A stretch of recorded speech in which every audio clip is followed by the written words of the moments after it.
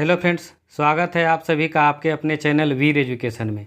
आज के इस वीडियो में हम लोग जनरल साइंस के 1000 मल्टीपल चॉइस क्वेश्चन का पार्ट 10 देखने वाले हैं। इस वीडियो में भी टोटल 50 क्वेश्चन को कवर करेंगे।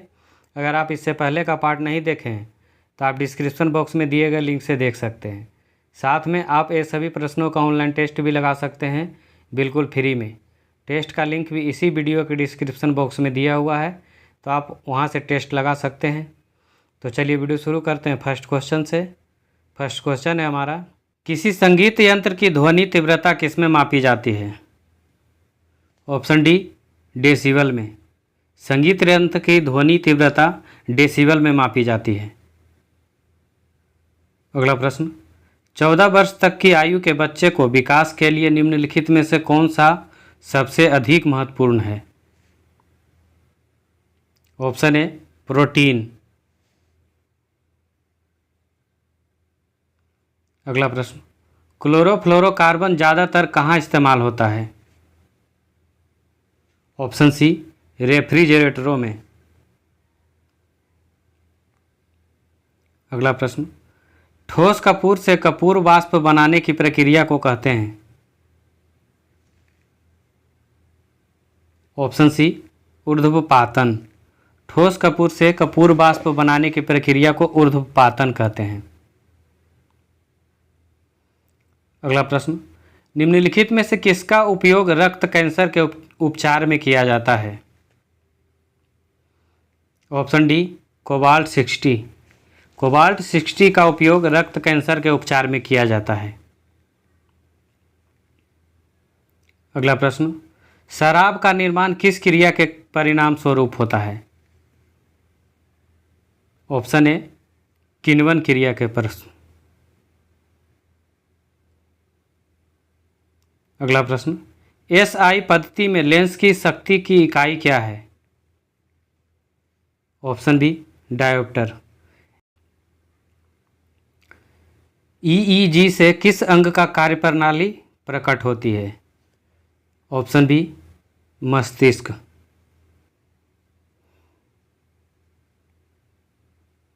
अगला प्रश्न, अधिक मात्रा में इथाइल अल्कोहल का सेवन करने पर बुरा प्रभाव पड़ता है? ऑप्शन बी, लीवर पर। अधिक मात्रा में इथाइल अल्कोहल का सेवन करने पर लीवर पर बुरा प्रभाव पड़ता है।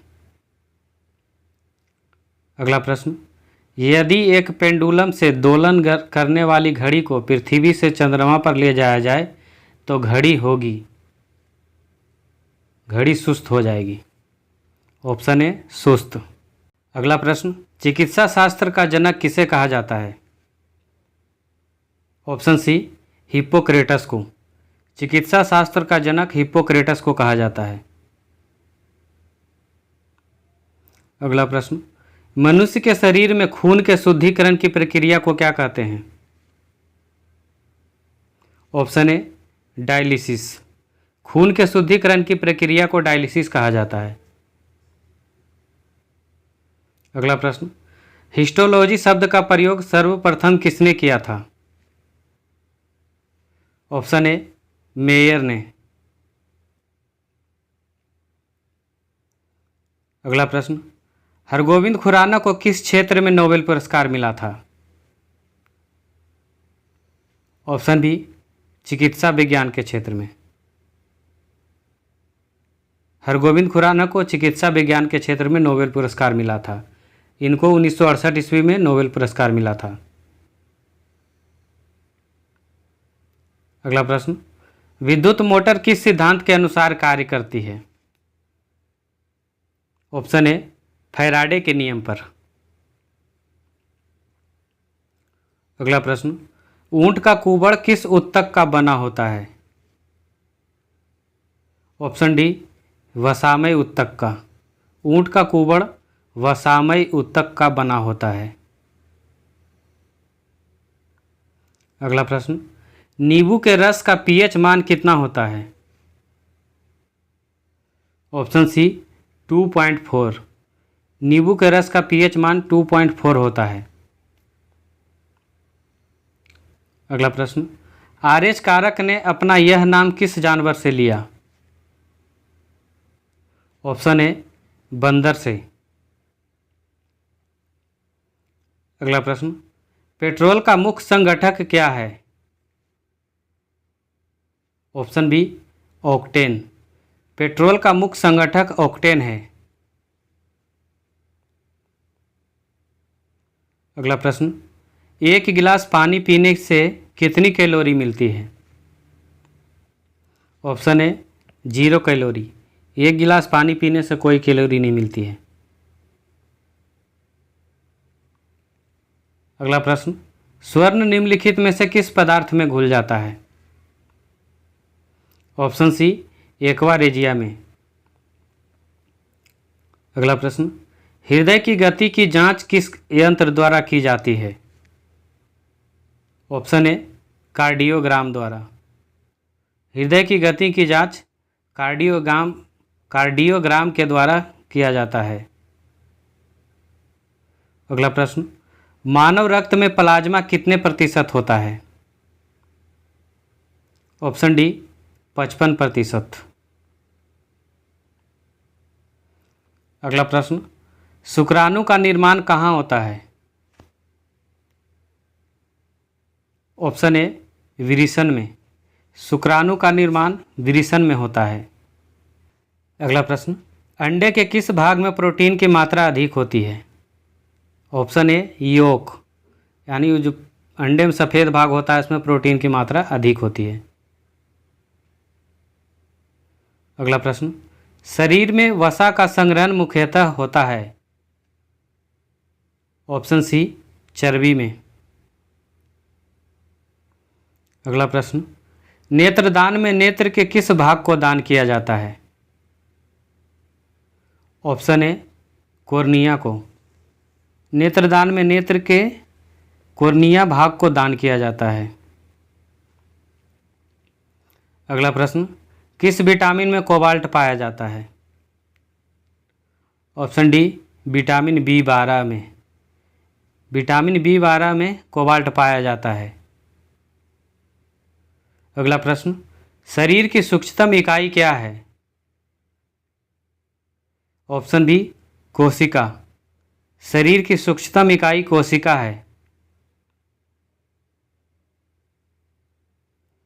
अगला प्रश्न, मनुष्य को सर्वाधिक ऊर्जा प्राप्त होती है? ऑप्शन बी वसा से।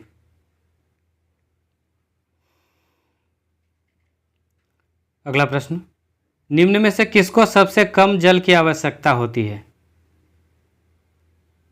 ऑप्शन सी खजूर को।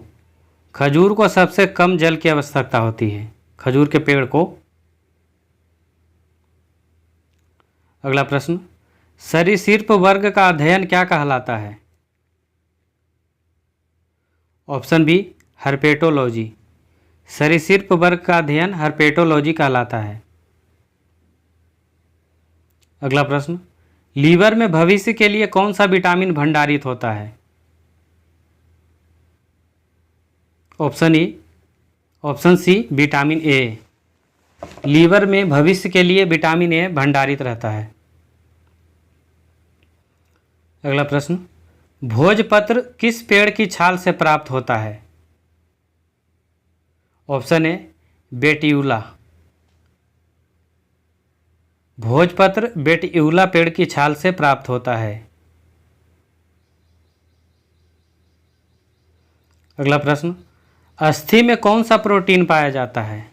अस्थि यानी हड्डियों में कौन सा प्रोटीन पाया जाता है? ऑप्शन सी ओसिन। अगला प्रश्न, कवक विज्ञान के जनक कौन है? Option A Micheli. कवक विज्ञान के जनक माइकेली है। अगला प्रश्न, अधिक विकिरण के संपर्क में आने से कौन सा रोग होता है? ऑप्शन ए कैंसर। अगला प्रश्न, विश्व मलेरिया दिवस कब मनाया जाता है? ऑप्शन डी 25 अप्रैल को। विश्व मलेरिया दिवस 25 अप्रैल को मनाया जाता है। अगला प्रश्न, डायलिसिस मशीन का आविष्कार किसने किया था? ऑप्शन बी, कोल्फ ने। डायलिसिस मशीन का आविष्कार कोल्फ ने किया था। अगला प्रश्न, मानव त्वचा में पाए जाने वाला वर्णक है? Option B, melanin. मानव त्वचा में पाया जाने वाला वर्णक मेलानिन है। अगला प्रश्न, कौन सा तत्व सूर्य में सर्वाधिक मात्रा में पाया जाता है? ऑप्शन ए, हाइड्रोजन। हाइड्रोजन सूर्य में सर्वाधिक मात्रा में पाया जाता है। अगला प्रश्न, विषाणु क्या है? ऑप्शन बी, अकोषीय। अगला प्रश्न, बैरोमीटर का आविष्कार किसने किया था? ऑप्शन ए, एवांजेलिस्ता टोरिसेली ने। बैरोमीटर का आविष्कार एवांजेलिस्ता टोरिसेली ने किया था। अगला प्रश्न, मनुष्य के लाल रक्त कोशिकाओं का जीवन काल कितना होता है? ऑप्शन ए, 120 दिन। अगला प्रश्न, न्यूटन के पहले नियम को और किस नाम से जाना जाता है? ऑप्शन बी, जड़त्व का नियम। न्यूटन के पहले नियम को जड़त्व के नियम के नाम से जाना जाता है। अगला प्रश्न, लाल सागर का लाल रंग किसकी उपस्थिति के कारण होता है? ऑप्शन बी, शैवाल के कारण। अगला प्रश्न, निम्न में से किसे भविष्य का ईंधन कहा जाता है? ऑप्शन ए, हाइड्रोजन को भविष्य का ईंधन कहा जाता है। अगला प्रश्न, निम्न में से किस जंतु में अश्रु ग्रंथि नहीं होती है? ऑप्शन डी, घड़ियाल में अश्रु ग्रंथि यानी टीयर ग्लैंड नहीं होती है। अगला प्रश्न, बादल किस कारण से वायुमंडल में तैरते हैं? ऑप्शन बी, निम्न घनत्व के कारण। बादल निम्न घनत्व के कारण वायुमंडल में तैरते हैं। अगला प्रश्न, किसकी उपस्थिति के कारण किसी पादप कोशिका और पशु कोशिका में अंतर पाया जाता है? ऑप्शन बी, कोशिका भित्ति।